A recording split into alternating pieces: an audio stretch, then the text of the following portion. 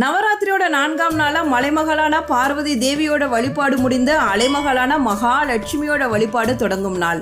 அமிர்தம் எடுக்க பார்க்கடலை கடைந்த போது அதில் வெளிவந்த தாயார் தான் ஸ்ரீதேவியான மகாலட்சுமி தாயார்.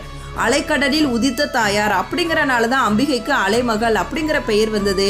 பார்க்கடலில் உதித்து பரந்தாமனை அடைந்த மகாலட்சுமி தாயார் சகல ஐஸ்வர்யங்களுக்கும் அதிபதியாக வணங்கப்படுகிறார்.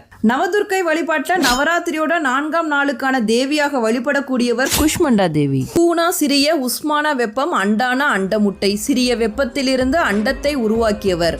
பிரபஞ்சம் கூஸ்மாண்டா தேவியால் உருவாக்கப்பட்டதாக கருதப்படுகிறது. தொடக்கத்தில் இருளை தவிர வேற எதுவும் இல்லாத போது கூஸ்மாண்டா தேவி தனது ஆற்றலை பயன்படுத்தி ஒரு சிறிய அண்ட முட்டையை உருவாக்கினார். அந்த அண்ட முட்டை தான் நாம் இருக்கும் பிரபஞ்சம்.